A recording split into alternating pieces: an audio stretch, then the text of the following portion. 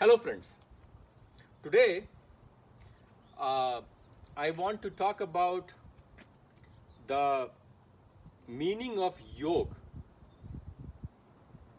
There are various interpretations of yoga in Bhagavad Gita, and it is very important to precisely understand what Krishna says so that we can understand the process of overcoming reincarnations and bondage to karma or karma bandhan. So, yoga, as I understand from my reading of Bhagavad Gita, has three cardinal features. Yogaskuru karmani sangam tyaktva dhananjay siddhav siddho samo bhutva samatvam yog uchyate. Samatvam yog uchyate. Samatvam is equanimity, equiposition, balance is said to be yoga. So yogastha is the first thing to pay attention to. Yogastha means sthit yog, established in yoga. So you have to have perseverance. Sangam tyaktva, sangam is attachment. So attachment one should be free of. And the third is indifference. Indifference is siddha siddho samabhutva. Whether you get siddhi, success, or failure, asiddhi, you have to have sama, that is sambhav, samta, equanimity. The equanimity should not be disturbed by success or failure. And before we get success or failure, while doing the activity, there should not be a build-up of expectation or desire for fruitive rewards. So you will see a lot of places we use semantics of desire and expectation, but basically expectation is the desire for fruitive reward. So in a way, expectation or asha is also a desire or kama. So that's why it is important to have all three components. There has to be a perseverance of action, there has to be indifference to the outcome of that action, and there has to be no expectation of rewards during the course of the action. There has to be no attachment to the action for the sake of rewards. So there should be yogastha, there should be samatva, and there should be asanga. Those three things are very important. Perseverance, indifference, detachment, PID. Now, first, let's come to the first one, perseverance, yogastha. Yogastha means to do activity. And that was one of the major questions that Arjun had. Why do I have to fight this battle? Why cannot I just abdicate war and become a sannyasi? That way I don't have to do the bloodshed and not kill my gurus, you know. So the answer to that is whenever there is too much of adharma, परित्रणाय साधुना विनाशाय च दुष्कृता धर्म संस्थापनार्थाय संभवानी युगे युगे. The God himself is coming to establish the balance, but he's establishing the balance through his medium. The medium is Arjun. So here it's important to understand that we do not do anything. We are basically the vehicles operated under the influencing actions of the gunas to be committing these karmas. So we should not take credit.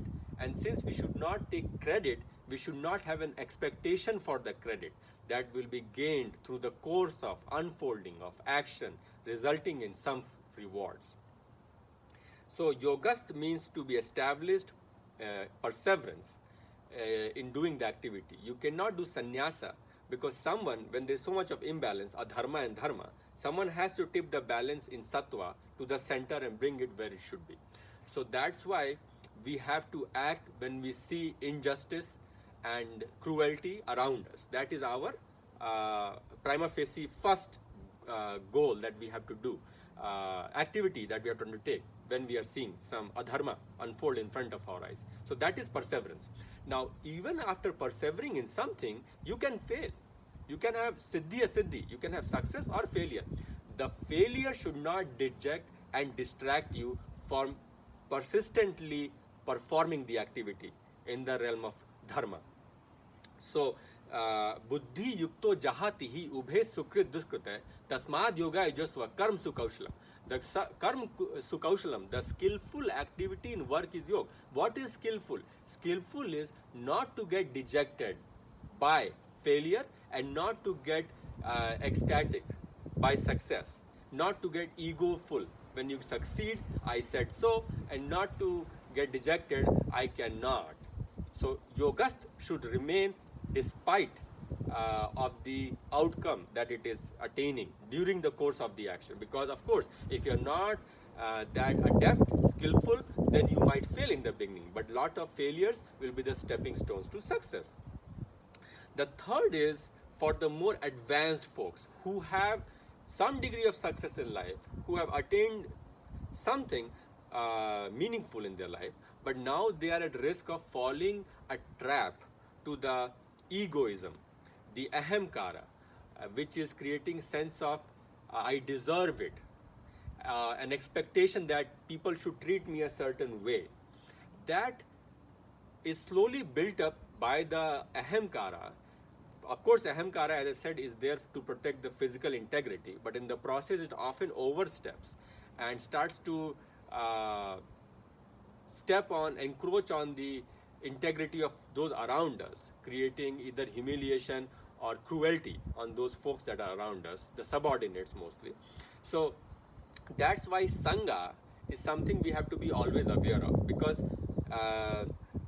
we are coming in contact of these influencing associations. Whenever the Jeev, Avyakt, comes into the Vyakt, the Prakriti, then the Purusha or the Avyakt has to abide by the rules of the influencing associations or the gunas. And one of the things, based on the desires that it came on with before it took a body, is whether it is going to be influenced more by the mode of sattva or the balance, equanimity, rajas, making drastic changes to the status quo, or tamas, which is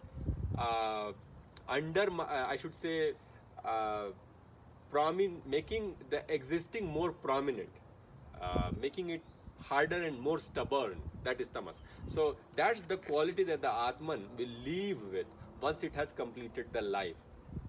So that is important to understand, that guna is the glue that is binding the Prakriti to the Purusha when you undertake life.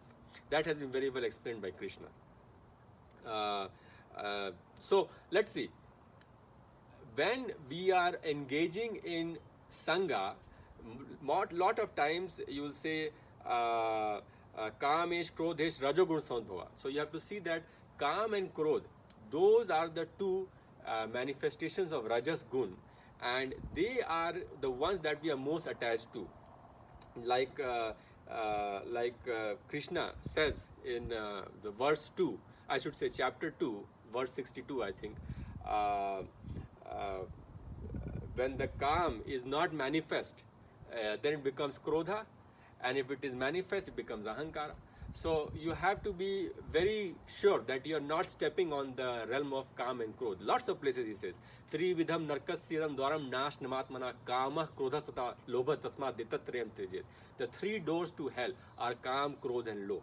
Then he says, Kamesh, Krodhesh, Rajogun Sambhava, Mahashano Mahapapma Vedyanam hi Varinam. Kam and Krodh, desire and anger, they are what will delude the intellect and will cause a destruction of the devolution of the soul, I should say. You cannot destroy the soul, you can only downgrade it into a smaller, lower, inferior yoni or life in a future life. So, Kam, Krodh, Vimuktanam, Yatinam, Yachesam, Abhito Brahma Nirmanam, Vartevedatmanam. So, once you are mukt of Kam and Krodh, then you can go in the steps of Brahman. So, that's very important to understand that all the time we have to engage in activity that is sthit in yogastha, and once we are stuck in activity, we have to do the activity regardless of the outcome. And while we are doing the activity, you should not build expectation for fruitive rewards.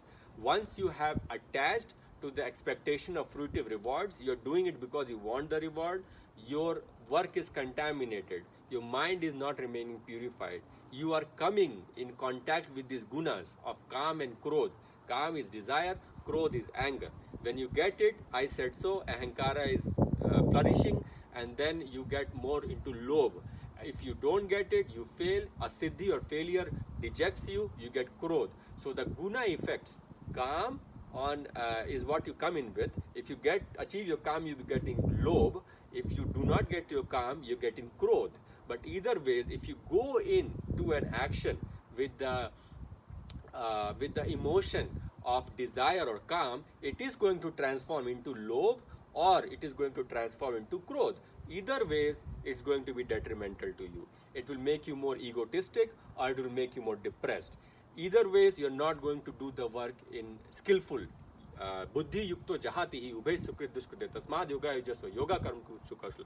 The sukaushal, the depth, the skillful dexterity of doing that work will be lost because of your engagement with this calm, which is transforming itself into greed or lust, which is an anger actually. So that's why I say lust is a form of anger. When you think about sex, the difference between love and lust lies in the transformation of the desire, which when it's in the form of sattvic loving desire, it is love, it is more caring and protecting, versus sex becomes more aggressive, animalistic, and it gets more into the angry sex, or the Krodh version. So that's another version, because the desire wants to experience the entire spectrum of the desire, and that's why at one end there is greed, the other end there is frustration of anger, in the center there is love, or the emanating from love eventually.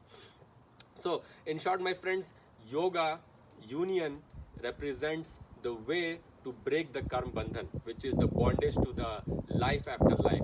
And to do that, the best definition comes from the verse 248 in Bhagavad Gita. Yogastha kuru karmani sangam tyaktva dhananjaya siddhao siddho samo bhutva samatvam yog uchyate. So the yog is defined as being steadfast despite the success or the failure, and doing the activity with dexterity or skillfully, devoid of attachment, because the attachment will morph the calm into either Krodh or lobh, both of which are devoluting the soul, because they are leading to a rajasic tamasic force that is devoluting the soul in the realm of pap. When pap happens, karm bandhan becomes strong. We go into tanaham dushta kururan sansareshu naradman chipam jasram subhana shurishve yonisi asarim yonima panna mudha janmani janmani. So you are going down and down into the lower species, because the enjoyer has now become a compulsive sensual enjoyer, whether it's an insect or an invertebrate, and that's why it is there until it's again slowly yogast kuru karmani, slowly perseveres and goes up into the higher conscious sentient beings such as the human beings, to carry on its work forward, to go towards Brahman. Brahman ne dhyaya karmani sangam tyaktva karoti ya lipete nasa papen padam padra vivam pasa. One who is doing all the activities surrendering to Brahman, like in Bhakti Yoga, that activity will not accumulate any papa, and that person will become free from karma bandhan, ready for moksha. Thank you.